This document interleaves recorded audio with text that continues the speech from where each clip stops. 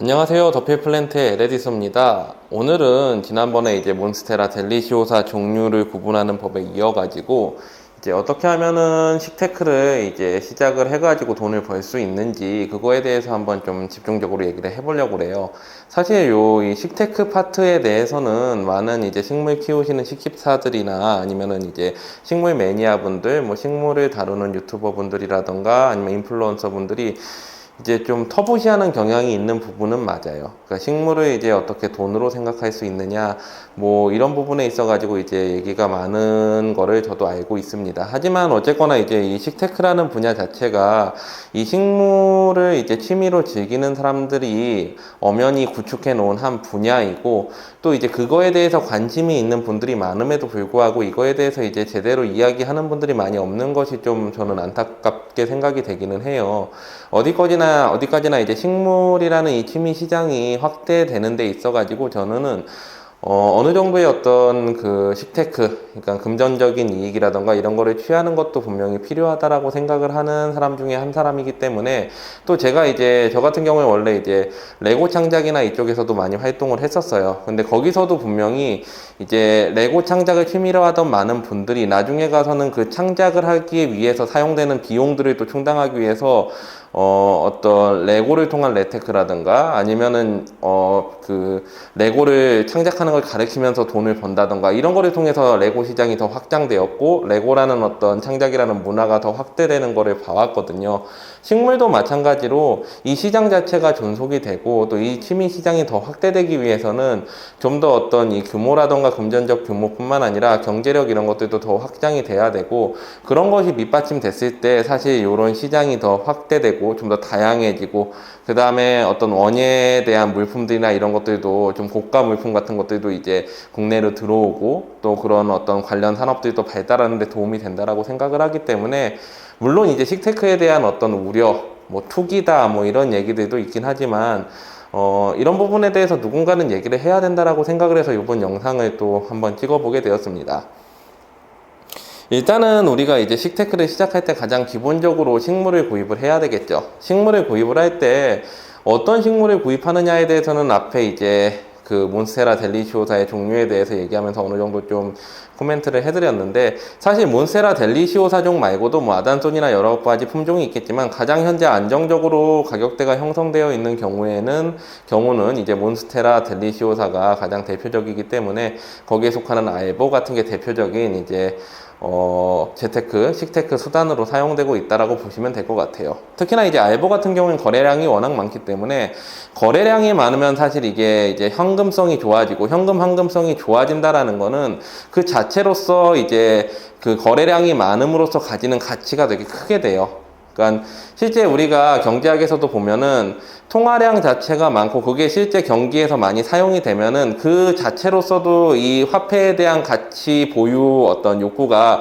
올라가기 때문에 실제로 그 몬스테라 알보 같은 경우에도 통화량이 아니죠. 그 거래량이 많으면 많을수록 그리고 황금성이 좋으면 좋을수록 이 몬스테라 알보 자체에 가지는 어떤 가치 자체가 되게 크게 부여가 된다라는 거죠.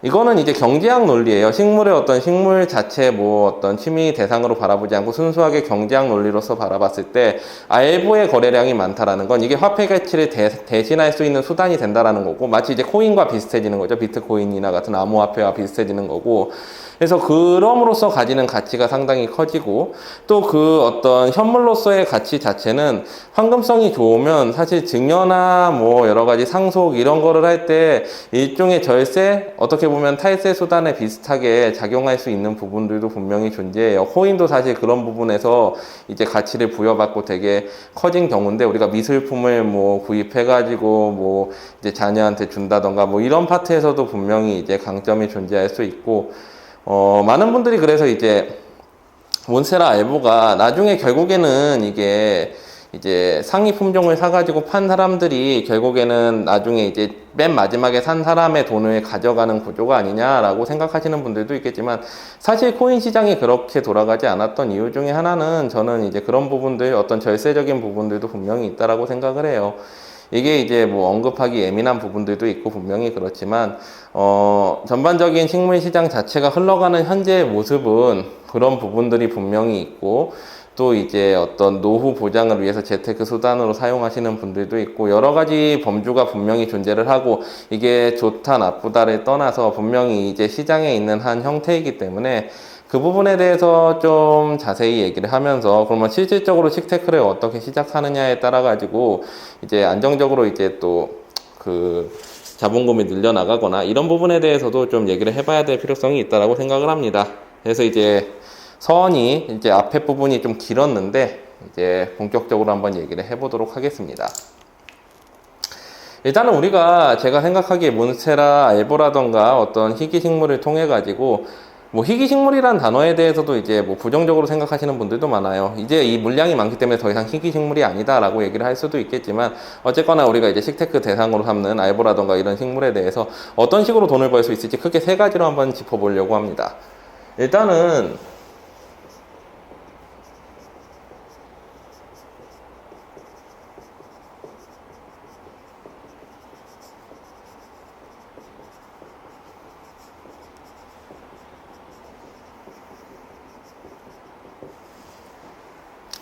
첫 번째는 번식을 통한 방법이에요.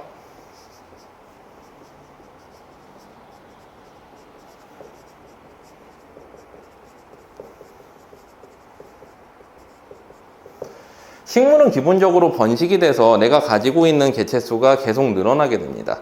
이런 번식을 통한 방법 같은 경우에는 가장 기본적인 식테크의 베이스가 되고요.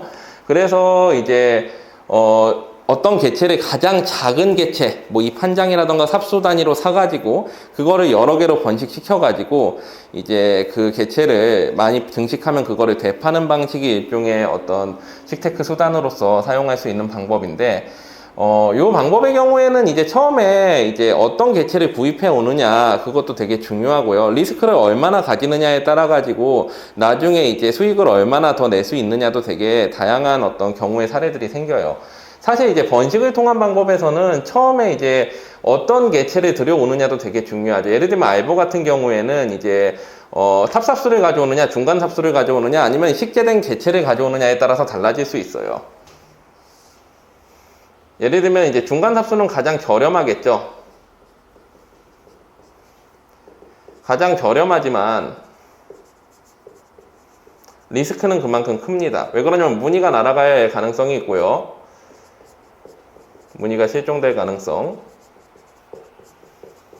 그 다음에 또 이 경우에는 순화 시간이라는 이제 순화 시간이 길다라는 문제가 생깁니다.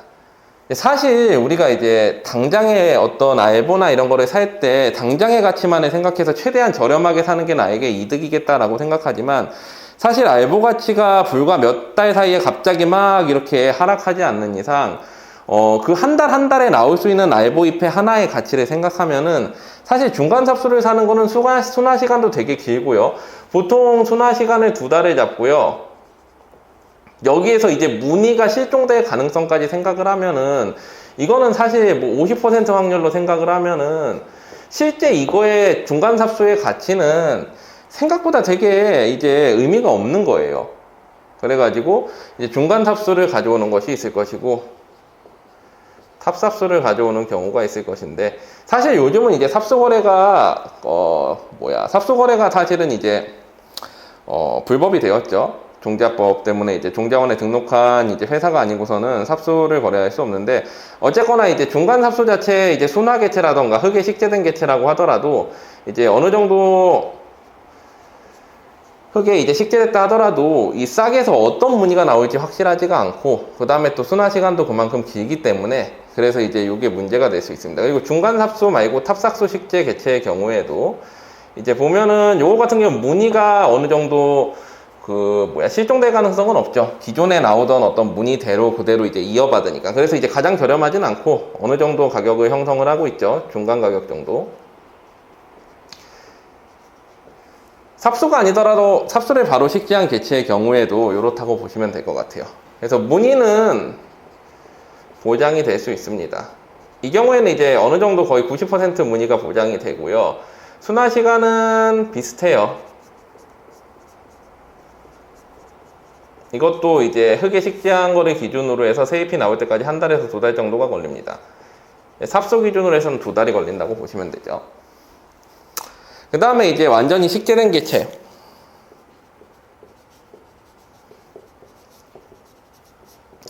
이거는 가격이 가장 비싸죠.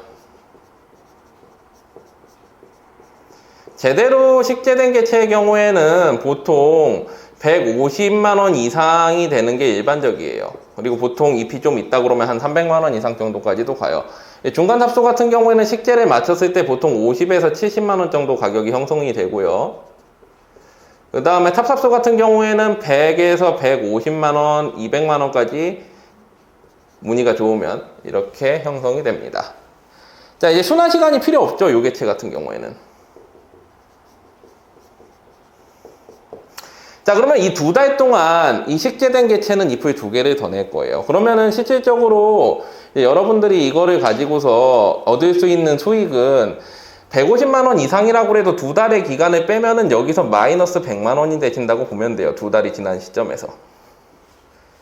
사실은 가장 이제 유리한 거는 알보 가격이 갑자기 폭락하는 경우를 제외하고는 식재된 개체를 가가지고 이제 2달 정도만 지나면은 이 그 중간 삽소 식재한 거나 탑 삽소 식재한 것보다 식재돼 가지고 어느 정도 성장된 개체, 성장한 개체를 사는 게 훨씬 더 유리하다는 걸 알 수 있어요, 사실. 근데 이제 처음 초기 투자 비용 자체가 이제 작게 들어가는 게 좋다라고 생각하기 때문에 대부분 요걸 선택하시는데 리스크가 되게 큽니다. 무늬가 실종될 가능성이 존재하기 때문에. 그래서 적어도 탑삽수를 구입하시는 게 초보자분들한테는 가장 좋지 않을까 생각을 해요. 그리고 자금 여력이 되신다면은 식재된 개체 중에서 싸게 올라오면서 어느 정도 무늬가 검증된 개체를 사시는 것이 사실 이 순화 시간에 생각했을 때 또 싸게 올라오는 시간에 생각했을 때 훨씬 더 유리합니다. 이 부분이.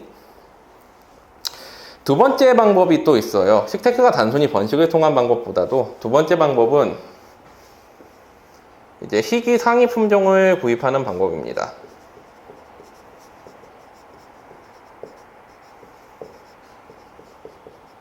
이것도 물론 번식의 어떤 그 개념이 포함이 되기는 하지만, 물론 이것도 이제 번식 개념이 포함이 되긴 하지만, 이거는 이제 처음에 투자 금액대가 되게 큽니다. 예를 들면은 시중에 지금도 많이 안 풀려 있는 뭐 화이트 몬스터라던가,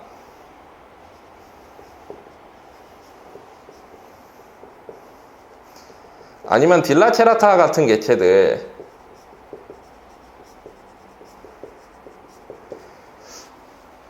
아니면 뭐 민트 아단소니 같은 경우에 아단소니가 번식 속도가 워낙 빨라가지고 요거가 이제 그 가격이 떨어질 확률이 되게 이제 큰 폭으로 떨어질 확률이 좀 있어가지고 좀 위험하긴 한데, 어쨌거나 요런 개체들을 구입을 하죠. 보통 한 1000만원대라고 생각하시면 돼요. 이래가지고 이제 이거를 번식시켜가지고 판매를 하는 방법이 있습니다. 이거와는 다른 점은, 이거는 이미 가격의 시장의 가격대가 훨씬 더 많이 이제 안정화돼 있고 또 많이 풀려 있는 상태인데, 요런 개체들 같은 경우에는 가격 그 떨어지는 폭이 좀 더 크긴 할 거예요. 근데 이렇게 생각해 보시면 돼요. 1,000만원으로 이제 구입을 해가지고, 이게 보통은 번식해가지고 다시 나눌 때까지 6달 정도가 걸린다고 했을 때, 6달 정도가 걸려가지고 요 개체를 번식해가지고 한 입장당 반값이 되더라도 500만원에만 판매를 할 수 있다라면은, 이거 곱하기 5개 입장 정도가 나온다 그러면은 요거는 이제 2,500만원의 수익이 나오는 거고, 여기에서 처음에 투자했던 금액의 마이너스 1,000만원 빼면은 1,500만원이 남는 거죠. 사실 저도 화이트 몬스터 같은 경우에는 없어요. 그래서 몇 번 구입을 하려고 이제 시도를 했었는데, 나중에 이제 저는 그냥 신품종을 개발하는 쪽으로 가야 되겠다라고 생각을 해가지고 요 파트를 이제 건너뛰고 그냥 이제 세 번째 식테크를 통해가지고 돈 버는 방법, 세 번째 방법으로 건너뛴 건데, 많은 상위 셀러들이 초반에 이제 자금력을 많이 가지고 있어요. 사실 이런 번식을 통해서 돈을 이미 벌었기 때문에 몇 천만원, 뭐 몇 억까지도 투자할 수 있는 되게 큰 금액을 가진 그런 그 자산을 가진 셀러들이 있습니다. 그런 셀러들은 이제 1,000만원대 금액을 이제 쉽게 살 수 있죠. 그래서 이렇게 사가지고 이제 그 아직 상위 품종을 가지지 못한 사람들한테 판매를 통해 가지고 수익을 얻는 이런 방법들이 있습니다. 그러니까 결국엔 초기 투자 자본이 크면 클수록 리스크는 어느 정도 있겠지만 이제 벌어들일 수 있는 돈 단위가 더 커지는 거죠. 다만 이 경우에는 신품종을 처음 이제 그 새로운 품종을 처음 구입을 했을 때 이 품종을 충분히 케어할 수 있는 능력과 기술력이 있어야 돼요. 그리고 이제 좋은 개체를 볼 수 있는 눈도 충분히 있어야 되고요. 왜 그러냐면 이런 알보 같은 개체들은 사실 이미 되게 정보도 많이 공개가 돼 있고 어떻게 키워야 된다 이런 방법들이 있지만 화이트 몬스터나 딜라체라타 같은 개체들은 그 개체만의, 물론 델리시오사 종이겠지만 개체만의 특성들이 있고 그 특성을 잘 살려가지고 최대한 빠르게 번식을 시키고 남들보다, 다른 상위 딜러보다, 그 셀러들보다 훨씬 빨리 번식을 시키고 그러면서 동시에 안정적으로 개체를 뽑아낼 수 있는 그런 능력들이 필요한 게 일단은 문제입니다. 역시 리스크 자체가 크기 때문에 그만큼 돌아올 수 있는 금액이 크다라고 보시면 돼요. 세 번째 방법입니다.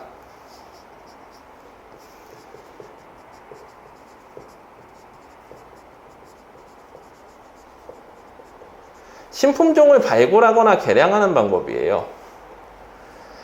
그러니까 이제 옛날에 초창기에 무늬종이 한창 인기가 시작될 무렵에 이런 분들이 있었어요. 화원마다 돌아다니면서 무늬가 있는 식물들을 이제 수집해오는 분들이 있었어요. 그리고 이제 그거를 싸게, 그 화원 주인들은 아직 그 가치를 모를 때 싸게 구입해가지고 그거를 되팔면서 이제 가격을 남겨먹는 그런 분들이 계셨죠. 옛날에 보면은 이제 레고 시장에도 그런 분들이 있었거든요. 레고가 한동안 이제 주춤해가지고 사람들이 별로 거들떠보지 않을 때 저 시골 문방구나 이런데 이제 옛날 레고들이 이제 옛날 가격으로 그대로 있는 것들을 매물 구입하시는 분들이 돌아다니면서 싹 쓸어다가 그거를 이제 뭐 10배 가까이 해가지고 가격에 팔기도 하고 옛날 레고도 이제 추억의 향수를 묻어내는 그런 물건들을 사다가 이렇게 팔기도 했는데 그거랑 비슷하다고 보시면 돼요. 그러니까 화원들을 돌아다니면서 이제 저렴한 가격에 구입을 하고 무늬종 특히나 이거를 이제 되팔이 내지는 이제 번식을 하겠죠. 이렇게 해가지고 이제 판매를 하는 분들이 있습니다. 이것도 하나의 방법이고요. 그 다음에 이제 신품종을 개량하는 경우도 있어요. 저 같은 경우에도 이제 신품종을 아예 개량을 해가지고 생산을 해서 판매를 하는 경우들이 있습니다. 이 경우에는 이제 사실 새로운 품종 같은 경우에 완벽하게 이제 어느 정도 보장을 받을 수 있을 정도로 좀 뭐랄까 무늬나 이런 게 안정화되어 있는 것들, 이런 것들을 이제 증명해내는 게 좀 힘들긴 해요. 사실 요것도 마찬가지죠.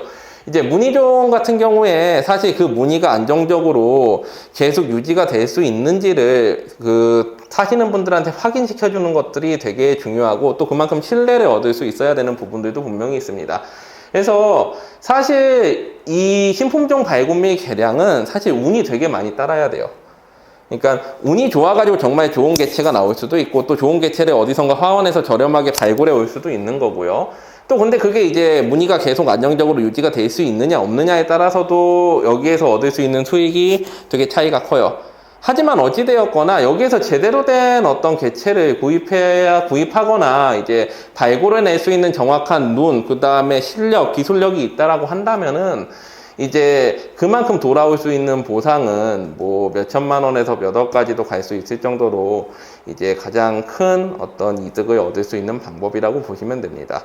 그래서 사실 이 식테크라는 시장 자체가 전반적으로 이제 굴러가는 건 사실 요 방법이 가장 기본적이지만 상위 셀러들 같은 경우에는 이런 방법이나 이런 방법 등을 통해 가지고 이제 시장에 좀 더 어떤 물량을 대고 그 다음에 시장의 확장을 도모하고 이런 부분들이 있다라는 거죠. 그래서 앞으로의 이제 식테크 시장이 어떻게 흘러갈지는 저도 명확하게 장담은 못하겠지만 적어도 앞으로 1년 정도까지는 이제 어느 정도 피크를 찍지 않을까 생각을 하기는 해요. 그리고 이제 우리나라도 어느 정도 이제 그 생활 수준이나 이런 게 많이 올라온 상태여서 그 식물의 가격 자체가 이제 전반적으로 많이 올라온 것도 있어요. 사실 요즘 보면은 이제 태국 같은 데에서 보면은 태국이 이제 식물 개량 그 되게 많이 했거든요. 몬스테라, 타이 컨스텔레이션 뭐 이런 것들. 그래가지고 이제 태국 같은 경우에는 지금 어떤 상황이 일어나냐면은 어느 날 그냥 이제 그 식물 좀 키우던 사람이 해외 식물 가격이 올라가니까 해외에다가 뭐 뚝 잘라다가 새로운 품종 하나 어디서 이제 정글 같은 데서 헌터들이라고 그러죠. 식물들 가져다가 뚝 잘라가지고 갖다 팔아가지고 태국 돈으로는 상상도 못할 되게 큰 돈. 그러니까 우리나라에다 뭐 1,000만 원에 갖다가 팔았다. 그러면 사실은 이제 그 나라에서는 거의 1억 원의 값어치가 있는 돈인데 그런 돈들을 벌어서 떼부자가 된 사람들이 많아요. 그리고 이제 그걸 보고 옆집에서 또 키우고 뭐 이런 식으로 해가지고 식물을 키우는 사람들이 되게 많이 늘어났어요. 전 세계적인 수요가 많다 보니까. 그러다 보니까 이제 시장 자체가 이제 점점 또 커지고, 그러고 또 전 세계적으로도 식물을 키우는 게 붐이 되다 보니까 이제 그 하나의 산업처럼 이제 태국은 그게 자리를 잡은 거죠. 그리고 일본 같은 경우에도 전통적으로 이제 원예 시장이 되게 강하기 때문에 어떤 특정 농가들이나 이런 데서 신품종을 계속 개량을 해가지고 해외 시장에 팔고 이런 경우들이 되게 많아요. 그래서 저도 제 바람은 우리나라 이제 뭐 농가에서도 충분히 하겠지만 사실 농가들 지금 보면은 아직까지 이제 관엽에 대해서 크게 이제 손을 안 대고 있는 부분들도 있고, 희귀 품종 같은 경우에는 그냥 일반적인 품종들 씨앗만 수입해가지고 계속 이제 번식해서 저렴한 가격에 팔고 이런 정도가 이제 다이거든요.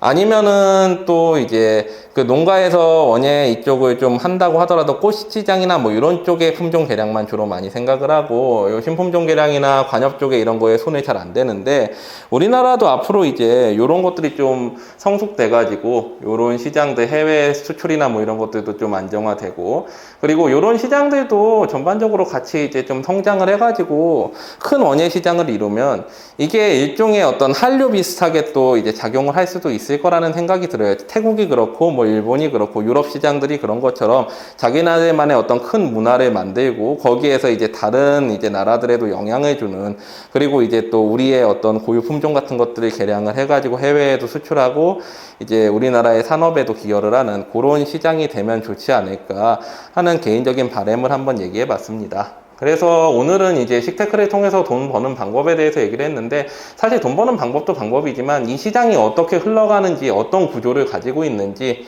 이런 부분에 대해서 한번 얘기를 해봤어요.